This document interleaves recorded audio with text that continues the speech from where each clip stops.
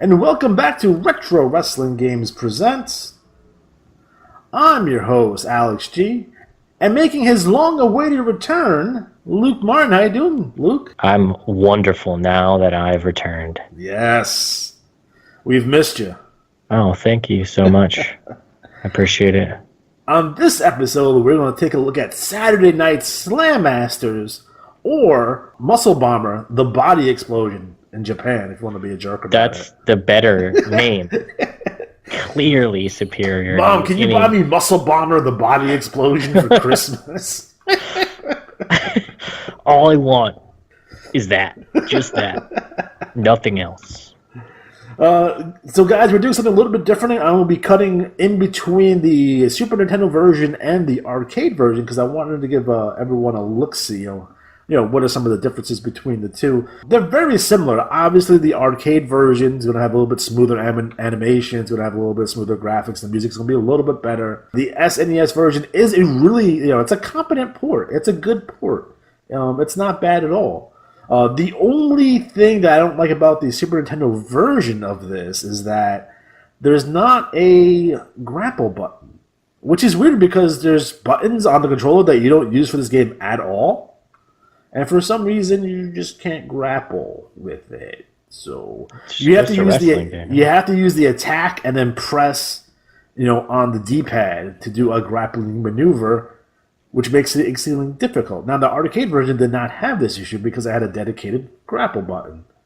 So doing grapples on the arcade version was a little bit better. Again, you can go through the entire game and not use a wrestling hold because, it plays more like a fighting game.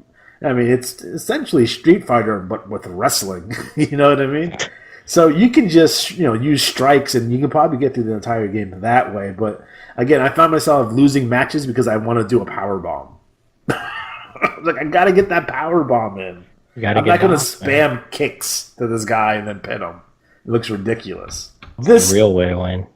This game was released July 13th, 1993. Again, something that's very strange to me is that this game was not more popular in the arcades and not more popular in the Super in terms of the home consoles. But again, I think I attributed that to pro wrestling being in a slump in 1993 and no one gave a shit about it. Probably true. And you had so many fighting games.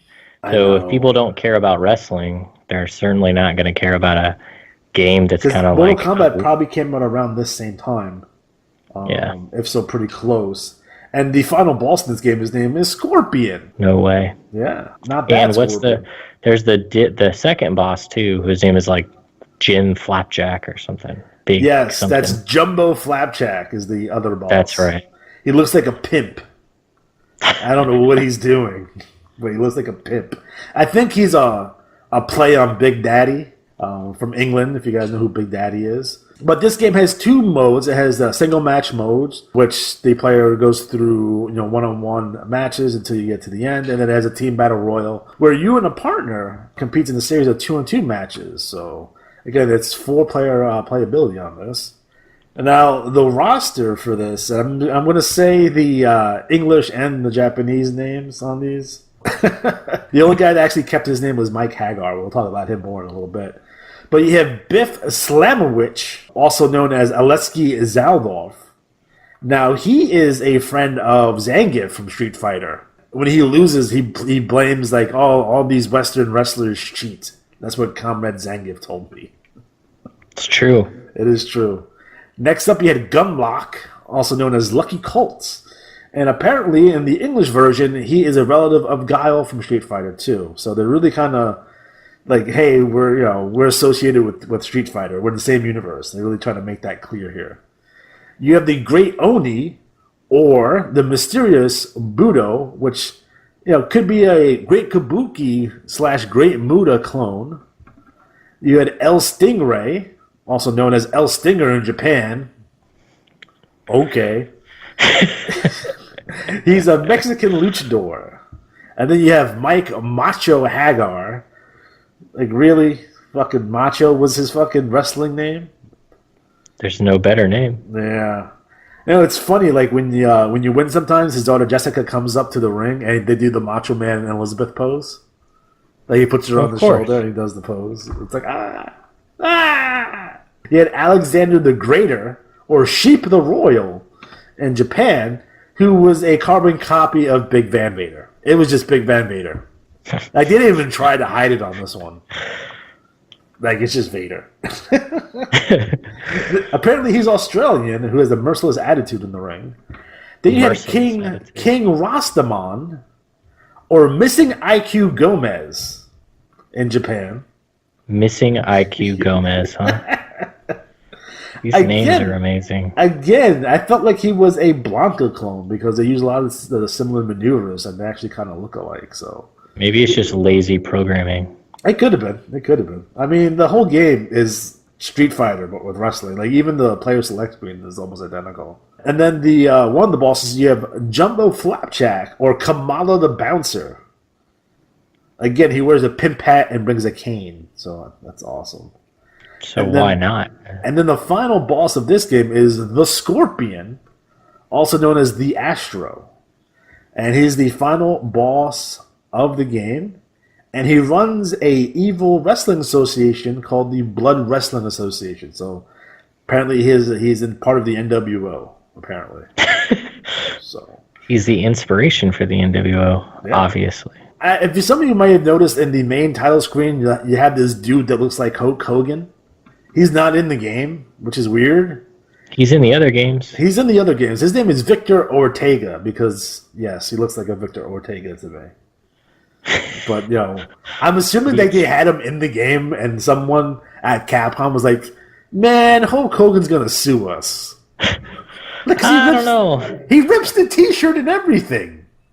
How many Japanese games have you played from this era that cared, that ever in their mind was like, I'm probably going to get sued? None. Never. That wasn't even. If you ever looked at the cover of the Mega Drive game, Wrestle War, like, it's a WWF picture of Hulk Hogan. Like, they did not care. When they released it worldwide, it's like a different guy on the cover. Like, I think it's just, it had Hogan on his bandana. Like, they didn't care. But this is Capcom, though. This is not the smaller companies. Capcom was like, you know, they're going to go after Capcom, I think. I don't know about that. They didn't go after anybody else. That's true. The only issues they had was when they went to go make that Jesse Ventura game, and WWF was like, nope, and then Jesse quit right after WrestleMania 6.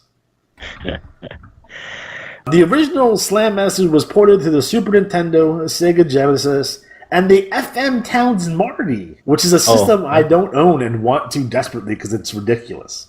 What is it called again? The FM Towns Marty. I don't understand. Because it's Japan, and they have crazy names in Japan. That's true. They use CD-ROMs. That's new. Yeah, this is early. This is like probably before. I'm pretty sure that came out before the Sega CD. Oh yeah. So that's like, crazy. Yeah. Like, I know, like, the TurboGrafx-16 had a CD attachment also that no one talks about.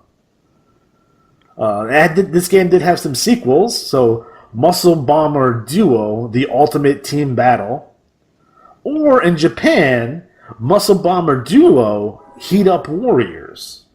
Are you talking about Heat Up Warriors? It's the greatest thing ever. Heat Up Warriors, yes. And this one is more based on tag team wrestling, and they like, screw it, we're not going to try to make it a wrestling game, it's just going to be a fighting game. But look at the names of the tag teams, which is awesome. You had the Hyper Cannons of Biff and Gunlock, the Exotic Warriors, Roster and Oni, the Deadly Brothers of Titan and Stingray. They took the smallest guy and the biggest guy and put them on a tag team. The Knuckle Busters, Haggar and Greater, and the Silent Assassins of Scorpion and Jumbo. So, unfortunately, those games did not get ports to a home console.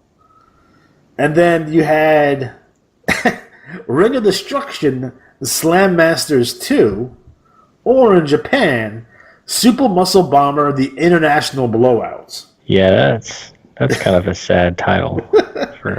But this game does include Victor Ortega, The Wraith, Rip Saber, and Black Widow. So very well. Black Widow makes an appearance in Street Fighter 3: The Second Impact, which is weird. That is weird. Yeah. Very weird indeed. Yeah. Mike Haggar does make a appearance in the Street Fighter cartoon at one point. Him and Cody and Guy. So, it's. I wish you would see like a Ryu in the background or something, or someone pulled out a Hadouken. That would have been sweet. Like this, I wish they would bring this back. I wish, because Capcom doesn't make games anymore. They just make Street Fighter, and every once in a while they'll do like Mega Man 13, and that's all they make. And they don't make any more games. And it's sad to me. Yeah, well, they just know what their strengths are, I guess. We're just gonna make Street Fighter from here on out. And there's, the thing about Capcom, they had so many great games over the years, and it's like, nope, we're just gonna do Street Fighter.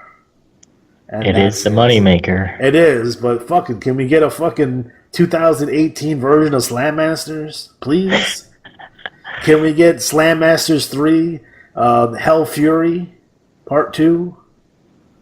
Like, that would be fucking sweet, but no. The Genesis version, instead of having the Tag Team Battle Royal mode, it had a Deathmatch mode, which had barbed wire and stuff. Well, that's cool. Yeah. So that's pretty neat. So barbed wire matches, and Sega, FMW at the time was getting really big in Japan. So you will see more death matches in some of these video games, especially like Fire Pro. You will see a lot more of the exploding fucking bomb matches and shit. It was fucking ridiculous. In terms of reviews, you had Game Informer gave it a 7 out of 10. You had Nintendo Power gave it a 3.75 out of 5. Next Generation gave it a 2 out of 5. What a bunch of jerks at Next Generation. And Sega 16 gave it a 7 out of 10. So I don't know what the problem over at Next Generation was, but they didn't like this game apparently. That's weird. Yeah. So Luke, what are your thoughts on this game?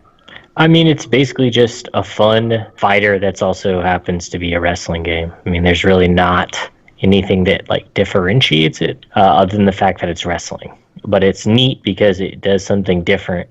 And just the way that it's like the animation and stuff is what allows it to hold up so well. So I think that it's just a neat game, basically. It's a fun arcade game. I mean, yeah. It's not deep. It's not supposed to be deep. If you want to add some shit, imagine if they had a creator wrestler and some other wild shit in this fucking thing. It'd have been fucking fantastic. But 1993 arcade games are not going to have that. It's just not. Right. Like, they never had to create a fighter in Street Fighter. That'd been fucking sweet. Imagine how awesome that would be. It would be very cool. You make custom dudes. Oh, that'd be fucking fantastic. But they did that in Soul Calibur now. They sure the fuck did. They sure did. By the way, the arcade art was designed by Tetsu Hara, who is famous for the Fist of the North Star. We will be reviewing Fist of the North Star games coming up at some point because they're all not good. All right. It's a good intro. Well, it's like one of those things that, like, it's one of those series, right, that you expect, like, Fist of the North Star. Like, that's an awesome beat 'em up. Like, that'd be fantastic, right? Most people have watched the series. If you haven't, go check it out. And, it's a really big deal in Japan, right? It never really got the footing over here. That in Japan, but if you're a big fan of anime, especially that the 80s anime, early 90s anime, you're probably going to watch that, and that's a pretty big deal to you. And they just don't make good games. It's like, nope. Is there a reason why they don't make good games? I know. Like, they had one on the Sega Genesis that wasn't bad, but it wasn't Fist of the North Star. They changed the name because no one knew who Fist of the North Star was when it came out over here. It was like, we're just not going to mention it. But it's like, no, just don't make good games. It's just, someone will get on the comment section and yell. It's like, the such and such game from 2004 was really good. I'm like, fuck off. What's I gotta say? Fuck off. It's not nice. It's hurtful. It's like world. Like Robotech, right? Or Macross, Macross, if you want to be a jerk about it. Like, they had a pretty decent arcade shooter, which we're going to review. Other than that, tell me a good Robotech game or a good Macross game. I'm like, nope. And that's one of their big franchises over there, too. It's like, nope. Well, just because it makes a good show doesn't mean it's going to be a good game. I know, and historically they have not been good, but there's only been one good Transformers game. That's the one, Devastation, that just came out like 4 years ago. That one was really good. Fall for Cybertron was all right, too, but yeah, it's weird. It's like, to me, I always find it, amusing between, like, the differences of, like, Japan and America. Like, in Japan, they think we're stupid and we can't play video games, so they fucking make the games easier over here on purpose. Like, that's the whole Mario 2 controversy. You know, they had the real Mario 2 over in Japan, but they wouldn't bring it to the United States because it was too hard for us because we're stupid and we can't play video games. Mario 2 was not hard. Was hard. You're talking about the real Mario 2, not the Doki Doki Panic. The real Mario 2. What Mario 2 is that? I only played the one with the weird No, you never played Super Mario Brothers 2? Like the real one? I didn't know there was a different one. All right, you ever played Super Mario Brothers: The Lost Levels? Yes. That's Mario Brothers 2. When they brought it over to the United States on Super Nintendo, and as part of Mario All Stars, yeah. Why did that other game was harder than the Lost Levels? I beat Mario 2, not the Lost Levels. Because by the time that came out on Super Nintendo, I was like, fuck off, I can't fly.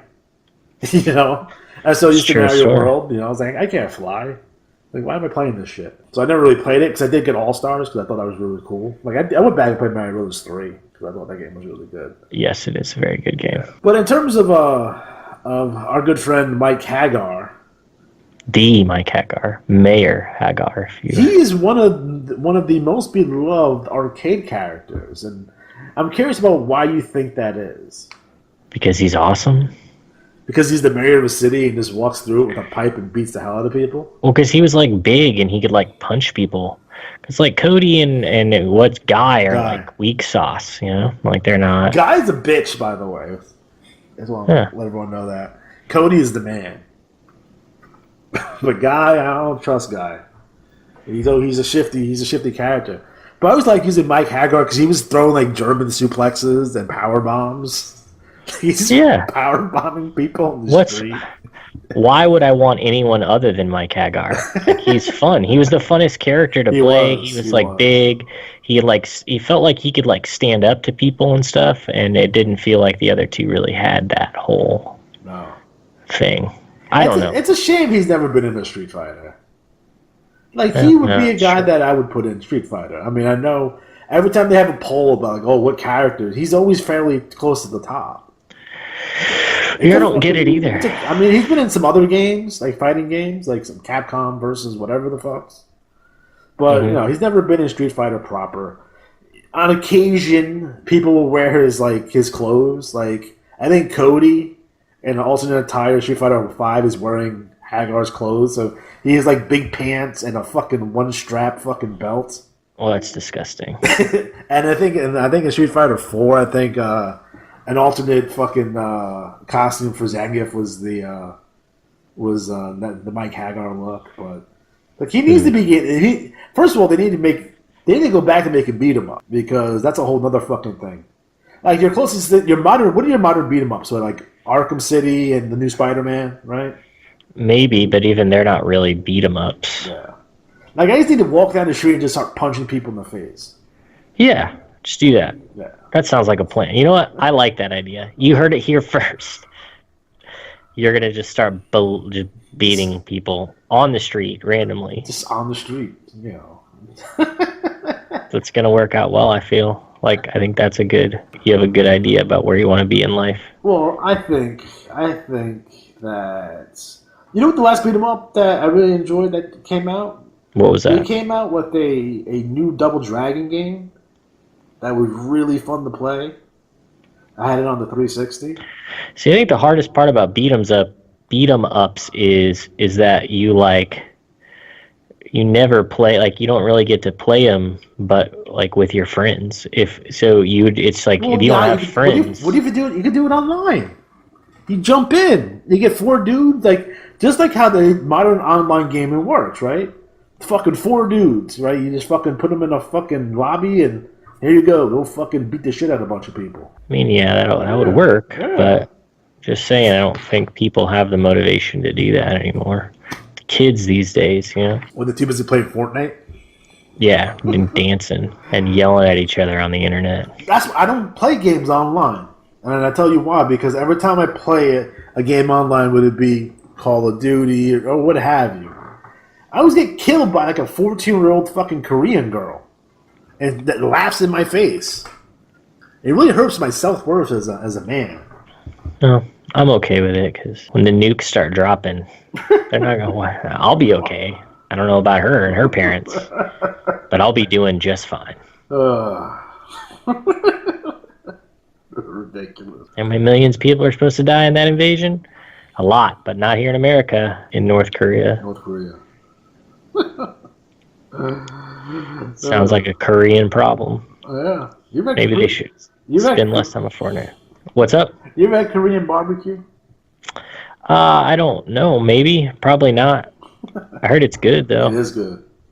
I highly recommend Korean barbecue, by the way. Someday I'll have to try it. Now, we have here a wrestler, Alexander the Greater, who's, like we mentioned before, modeled after Big Van Vader. And it goes to show you how over Vader was in, like, 1993 in Japan. And in America, for Christ's sakes. Like, he's fucking over as fuck. And, you know, this is when he had the fucking rhinoceros fucking headgear or whatever the fuck that was. With the and it would shoot, like, steam and stuff. Yeah. They said when he left New Japan, because New Japan owned that gimmick. By the way, do you know who was supposed to be Big Van Vader before Leon White? I do not. It was supposed to be a man named Jim Hellwig. I wonder what happened to him. I don't know. So imagine the Ultimate Warrior as Big Van Vader with the fucking helmet on and shit. I don't think I want to. He went to WWF instead. It's probably a good move in his part, to be honest. Yeah. Well, I mean, Vader is just so believably scary, I think, is like part of the thing. Again, 93, like 92, 93, that's when, like, he's the champ. You know, he destroyed Sting and broke Sting's ribs. He's about to go into a feud with Flair over the belt by the time we get to Starrcade 93. Like, he beat Inoki in his debut in Japan. Wow. Almost caused a riot. If you go back and watch that tape, they started a riot. They cut the fucking tape off. They cut off the cameras. People were pissed that this dude, he looked fucking enormous, and he looked like he could fuck you up. Like, I wonder how Leon White would have done in, like, a UFC. A guy that size, that could move like that can throw his hand. I mean, he would have been, I don't know. I mean, it's so hard to tell anymore. But, I mean, think about, like, even, like, a guy like Undertaker or something. Yeah. Like, it's a big dude throwing. But, I don't know. Let's fucking destroy those guys. Then you had a guy named Titanic Tim who, you know, minus the Stevie Richards short shorts, I can see him being a stand-in for Giant Baba. Yeah, that makes sense. They got a similar look there, but, you know, I would never want to see Giant Baba wearing fucking booty shorts, though, because that's off-putting. Although he probably would have worn booty shorts. You know, Baba had a hell of a sense of humor.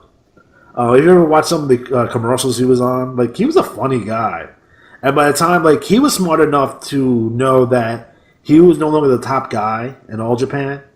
So essentially he spent the rest of his career doing, like, comedy six-man matches, like in the mid-card, because he knew he had to give it to the next generation of guys, where Inoki did not do that. And Inoki's, like, winning belts in the 90s and shit, being the world champion. But he's the great Inoki. He is fucking. And why would you have to question? Why is that a question of? Well, I think you're. You know, you get the fighting spirit when he slaps the shit out of you. Yeah. Why is that funny? It's real. It's legit. Obviously. You know, it's kind of a shame that he no longer owns and runs New Japan. I don't know. New Japan seems to be doing all right. I know. I mean, just from a historical standpoint, I mean, they're doing a lot better now. Like, they had their down period like in the early 2000s, but, you know, it's like, you know, New Japan, I can't. People who I don't have a hot take here. People who don't like New Japan have never watched it. Yeah, I don't. I think that's fair. I mean, there's a lot of WWE fanboys out there that'll fucking shit on New Japan. And the most they ever seen was a couple of GIFs on Twitter or on Reddit. If you sit there and watch, like, a good amount of New Japan, you're going to like it. Like, a WWE fan shouldn't be saying anything about anyone, about any sort of quality or lack thereof. Because that's just not a comparison that they should probably try to go to. You know, I had a friend of mine who kept on saying how wrestling sucks nowadays. But no, I'm serious. Like he kept on like, and I'm trying to like what? What are you talking about? He was using the word wrestling to describe WWE, which is the problem. Yeah. I'm like, dude, this like MLW is fucking awesome. New Japan is doing crazy shit. Ring of Honor is, although I don't like their roster right now personally, they're still pretty good. PWG is good. Fucking AAA is good. CMML is good. There's a lot of fucking fantastic shit going on in the UK. Like, there's Yeah, good wrestling definitely. out there. Just you have to just spend like an extra 30 seconds to look for it. And it's not that hard because it's so accessible at this point. It's ridiculous. Hell, MLW like their TV shows on YouTube every week. Like there's no reason not to watch it. And it's like, oh, I just want something with production value that's good. Like I don't know what you're saying because you look at a New Japan show, and they will rival any production that the WWE is doing. They have better camera work. Well, they've always had better camera work. Like if you go back, like if you get like even you go to New Japan World and you look at Yeah. something from 1982, it looks fucking fantastic.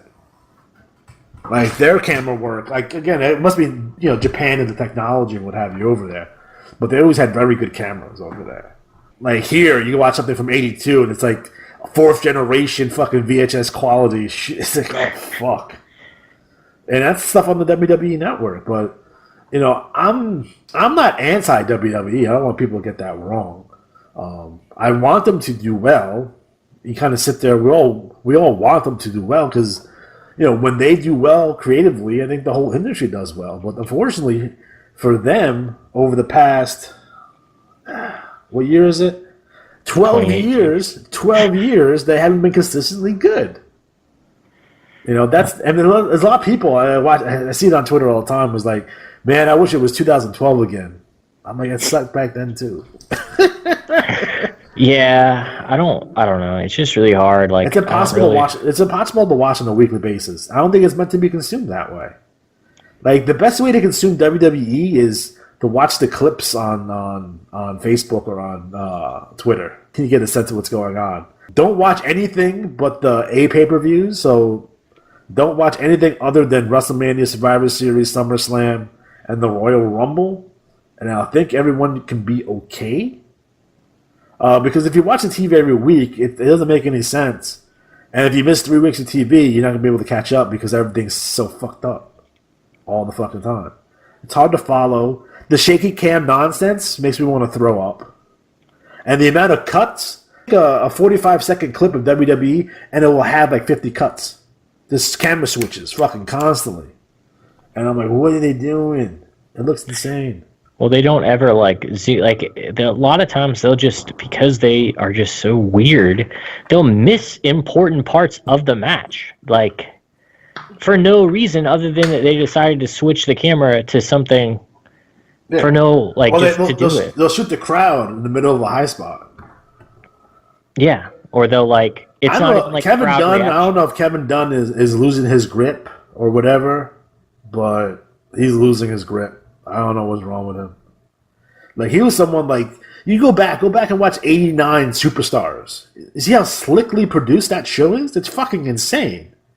It's the most like they sat down and like this show is you can tell this show was planned out like maybe 8 weeks in advance. You know what I mean? So everything like Yeah. every segment is so meticulously where it's supposed to be on the show. And you watch like a modern Raw and it's like blah. Like, oh, Shane McMahon's in the tournament now. Oh, Yeah, he won it. Like what? Like what? why? It's ridiculous. It's like And it's almost like Shane McMahon is like a hostage. Like he looks like that every week on TV. Like somewhere he's being held hostage, and they're like, "You should do this." And he's like, "I don't think it'd be a good idea." They're like, "No, you're gonna do it." jump It's from the like, top of "Oh, a cage. do it." He's like, "I don't really want to do that." They're like, "No, no, no, no. You need to do it." Yeah, and he's like, "All right, I'll do it." Like he just like You're feels gonna tell feels me it. that they couldn't if someone got hurt, if it's legitimate, which I don't think it was. If someone was hurt, you won't tell me you don't have anyone else there to take a spot. Like Zack Ryder's not doing anything. What about Kurt Hawkins? No one, no, nothing. You can't bring somebody up from, the league that you have that just sits around and produces for you. Yeah. And I've been saying this for months. I've been saying this since, I think, the last Survivor Series that Shane McMahon shouldn't be wrestling. And he keeps on wrestling. And he shouldn't have won, for Christ's sakes. Yeah, I don't get that either. Maybe one thing if you just had him lose. Like, I was so much hoping that at the end of the Braun Strowman Brock Lesnar match that Hulk Hogan was going to pull WrestleMania 9 and beat Brock Lesnar for the belt. Like, I was low-key hoping that was going to happen, but it didn't. Which made it disappointing for me. Like, And then Braun, he could have asked Braun if it was okay, and Braun could have been like, yeah, go for it. Steal my glory, please, Hulk. Bret Hart's a brother. He says that WrestleMania 9, like, he's a brother. He's a Hulkamaniac. He's okay. He's a good guy. Oh, man. But, yeah. Brock Lesnar, the champion, once again. Apparently, he's a draw. You can't prove that because there's no buy rates to prove that. I mean, I'm sure he is a draw, No, maybe. Prove it. How do you prove it? You don't. You just don't question things. How do you don't know, because unless you can give me statistics saying that he increases WWE Network subscriptions by such and such amount, you can't prove that he's a draw. And in terms of the live gate, you would have drawn that same amount with or without him. It doesn't matter who's on the show; they're going to draw what they're going to draw. You shut your mouth. Stop making your sense out of here with your words. That's just dumb. I swear Brock has some pictures of Vince doing something. Well, I just don't think that they're like so afraid to go with anybody new that they just. There's 1,000 guys you can use. Drew McIntyre, Seth Rollins, that's Dean scary. Ambrose, Samoa Joe. Shh. Stop. Luke Harper. Is he back? Langston. I think he's back. I don't even know. Mike Haggar. There's 1,000 guys you could put the belt on. Mike Haggar that's not even. He's the best ever. So he's that guy. So he should go back to New Japan. You know, I wish that Brian Cage would grow a mustache and dress like Mike Haggar because they have the same body. It's fucking ridiculous. I don't know. They don't care to do things with people. No, I know. It's just like the thing I don't understand is that if it doesn't matter what they do, they're gonna always have whatever they have in WWE Network subscriptions. They're always gonna have what they're gonna have in terms of live attendance and merch sales because they're so entrenched. Like, if you're a wrestling fan, you know how hard it is not to spend any money on anything that's WWE related? Like, it's difficult. It's hard. So if it doesn't matter, if it truly doesn't matter, why don't you just put on good wrestling? Just do good wrestling. Like, they're going out of their way to do terrible shit. Like, I'm pretty sure Michael Hayes is senile, and I'm probably, like, what's going on? And Road Dogg, he knows better. He knows better. He's a damn Armstrong, for Christ's sakes. I don't know, it's weird. I don't know either. I don't know what they're doing. I don't think they care anymore. I think they just realize that the fans are just never going to be like... They're never going to leave. We're never going to leave. Like, right. We didn't leave with Owen Hart. We didn't leave with Chris Benoit. Whoever's still here is going to be here. Like, there's nothing you can do. You can run shows on the moon, or in Saudi Arabia, or in the fucking Atlantis. It doesn't fucking matter. You can have fucking... you can literally have a match with two dogs fucking, and we would still like, oh man, can't wait to see that. I want to see a match on the moon, though. Now you got me pumped for that. Brock Lesnar versus Max Moon versus God, and then it'll be a draw. Well, we already had Vince versus God. He won the match, so yeah. But I mean, God's gonna make a comeback. He's got to at this point. You know what? When your time comes and you go to the pearly gates and they let you in, and you quickly realize that God is just Hulk Hogan in a white shawl. You'd be like, oh, fuck. Oh, brother.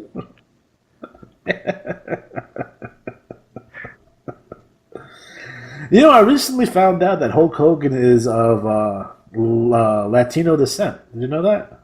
No, I didn't. Yeah, his mom was born in Panama. Aren't you Panamanian? So you're trying to say that you're Hulk Hogan? I'm pretty sure Hulk Hogan's my cousin. Oh, okay. That makes sense. I So, can see the family resemblance. So apparently, from what I gather from the internet, Always the most reliable source. most reliable sources, that Hulk Hogan's grandparents were from, I think, New Hampshire or Vermont. And they had moved down to Panama to help with the construction of the canal. And Hulk Hogan's mother was born there. And Hogan's father, who was in the Navy, was stationed down there, and that's where they met. Okay, so that doesn't really make him Panamanian. It just means that he was born in Panama. Yeah, that's the question I have. Like, what makes... He's not culturally Hispanic in any such an imagination. He's never embraced it. He's never... Because he could have. Like, he can be culturally Hispanic if he wanted to be, right? I'm sure if his mom was born in Panama, she knows Spanish. She probably speaks it fluently. You know what I mean? I mean, it depends. I mean, they could have been on a base. Who knows? Yeah, they could have been in an all, American neighborhood, which they had those down there. It's the most, Panama is the most Americanized country in Central America by far. I know that for a fact. But it's odd. Like, what's the basis for that? Like how do you become? All right, so if my grandparents are from Italy, my mom was born here. She's American, right? I guess. I don't know. You know what I mean? I don't know how that works, to be quite honest with you. It's weird. It's weird. Like, we all, my parents came here from another country. I'm American as apple pie. Nah, man, you're a foreigner. No, don't say that. It's fucked up. I don't know. I don't understand how we define most things here, but let's not get into that. It's just it's culturally. So yeah. I guess if I choose to consider Hulk Hogan as a Hispanic, I guess I can do that. Sure. Yeah, that's the way it works. There's Juan Cena, and now. Yeah, there's a culture. I culturally identify as. Yeah. He could be Hispanic. Yes. Well, it makes sense though. Look how fucking tan he is. You can't get that tan by being out on the beach all day. It's true. Oh, That's it. He's a pension. He's a pension for being dark. There it is. That's all the proof that you need. Good enough. Well, my brother? My brother as a kid, right? We used to watch He-Man, and my brother used to say that He-Man was Puerto Rican because when he turned from Prince Adam to He-Man, he would get darker for some reason. It makes sense, though. Yeah, I mean that's 8-year-old logic. It makes all the sense in the world. So. All right, guys. When it comes to Saturday Night Slam Master, I think it's a fantastic arcade game. Again, you're not going to want anything more than that when it comes to arcade games. But you have that arcadey action. It's decent for a home console. Again, it's not as deep as some of the other wrestling games, but you don't expect it to be. Graphics are fantastic, Street Fighter style graphics, which is awesome. Music is good. Controls in terms of the arcade are really good. And controls in terms of the home console, not so great. I think overall it's an underrated classic. It's getting some love nowadays, and I wish this is a series and a property that Capcom would bring back at some point, although they haven't as of yet. But maybe with Fire Pro, although Fire Pro started out without a license, but now I got a New Japan license attached to it. Maybe we'll see the rise of unlicensed wrestling games come back to the forefront. But who knows? Who does know? Yeah. No. All right.